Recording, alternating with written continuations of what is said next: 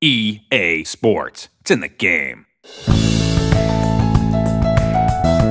When we sat down and we started thinking about the design for this year's game, one of the things that we thought was missing from that game was the whole experience of an interaction between a golf pro and his caddy. We've been studying this for a significant amount of time, and we wanted to make sure that we delivered something where once you played with a caddy, you'd never ever want to play without one. If you've played a number of the previous Tiger Woods PGA Tour games, when you got to this year's game, you would say to yourself, this is very much a different experience.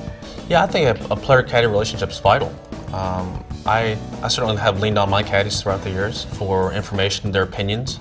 You know, obviously the player makes the last call, but I think it's nice to get the input. We spent a lot of time studying our audience and how they interacted with the game, and one of the things that we found was they weren't seeing all the different elements of being out on the golf course. The way the wind's blowing, if the ball's below your feet or above your feet, if you're hitting uphill or downhill. What's the weather? What's your lie? All those different things the caddy's thinking about and making sure that he's setting you up with the optimum shot as you approach the green.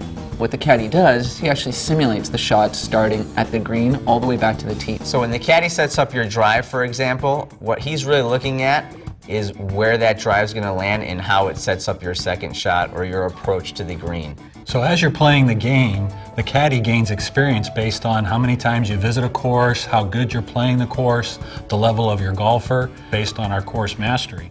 So as you continue to hit these objectives, your caddy's going to be able to set shots up more accurately for you, have better club selections, know each one of the courses in the game a lot better. It's going to be pretty cool for most of the general public that plays the game, because they're getting to see a little bit of the inside of what goes on with the caddy telling you wind direction or about how far the shot's going to play.